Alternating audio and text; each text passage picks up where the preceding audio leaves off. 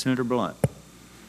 Thank you, Mr. Chairman, and thanks to you and Senator Wicker for holding this this hearing. You know, when we had the commissioners in the other day, I asked them specifically about the underserved, unserved, how we really focus on people who don't have service. Now, Ms. Boyers, I know, of course, you and Steve well. I'm glad you're both here today. I know you're also involved in the American Cable Association. And from that perspective, do you think it's possible for the FCC to develop a set of rules that really allow money to be spent only as it's targeted toward people who don't currently have service? What kind of advice would you give there as to how they should set these standards? Well, I certainly think that it's possible. I just don't know if the focus will be there, because if the money is allocated and goes out the door first, then it's really hard to close the barn door after the cows have already gotten out. I mean, it just really is. Once the money goes out and they decide that it's going to be spent in greenfield components rather than brownfield, and before they would have to present plans, or even the way our U.S. does it on a loan. You have to spend the money before they give you the money. So maybe an invoice. I don't know how they would do that, Senator, but I do know that it must be done, because little people like us, and I say little people figuratively speaking, little folks like us have no recourse. You know, I understand USF. I understand. I get that. I get the CAF fund. I get that, because I understand where we're at in the concept of but for United Service Fund. You couldn't call your grandmother in Blue Eye, Missouri if you lived in New York City. That's what universal service is all about. The Connect America Fund is the same thing. But you can't use those funds, much like RUS has done in the past, to subsidize someone else to overbuild a suburban area where an unregulated company that's using private money, unsubsidized, is already serving. That's where the rubber meets the road for the Boycoms of the United States. Right. Because we have no recourse, we have no voice, but y'all.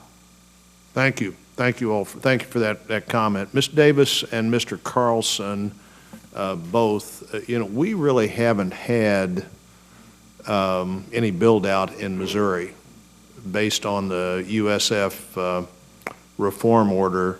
Do you have a sense as to why that is and what can be done to further encourage build out in the parts of the country that haven't had it yet? Mr. Davis first. Well, I think that, first of all, I do absolutely agree that subsidies should not go to areas where there's an unsubsidized competitor providing adequate service. And so I agree with that concept. And I think part of the problem with the current round of the CAF 1 funding that the FCC has authorized is that it was insufficient to allow companies like ours to go to the higher cost areas. And so the purpose of the fund is to do that, to get us to the higher cost areas. So we need a new benchmark. We need the FCC to readdress the CAF 1 funding, which we are hopeful and believe they're trying to do. But they need to look at how much it costs to get to some of these areas. And it's not without additional capital from private companies also, but to recognize that these areas are very expensive, and getting that broadband out there benefits those customers, but also benefits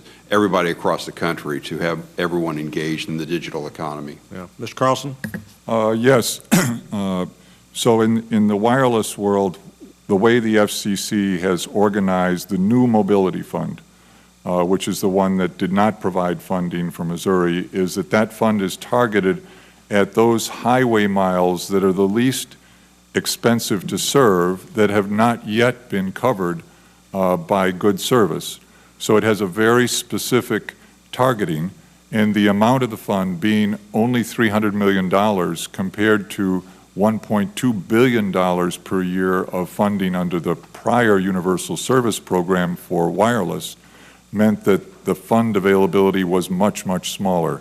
So areas like Missouri, which are more difficult to serve per highway mile under the current FCC regime, will be forced to wait, and we don't know how long, until the areas that are the least expensive to serve of the unserved areas are served, and we work our way up to the more expensive areas to serve.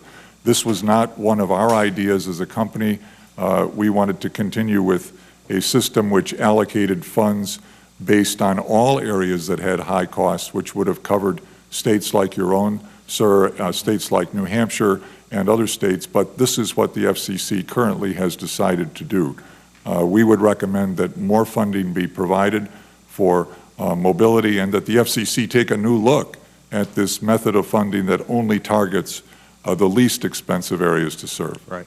My time's up. I'm going to submit a question, Mr. Carlton. When you reminded me there in your comment of whether that $300 million was all subscribed, and if it was subscribed, if it's all then being used, or do we have some idle money sitting around that was designed for a specific purpose that's not being used for that purpose of connecting these highway miles? And I'll submit that in writing. Thank you, Chairman.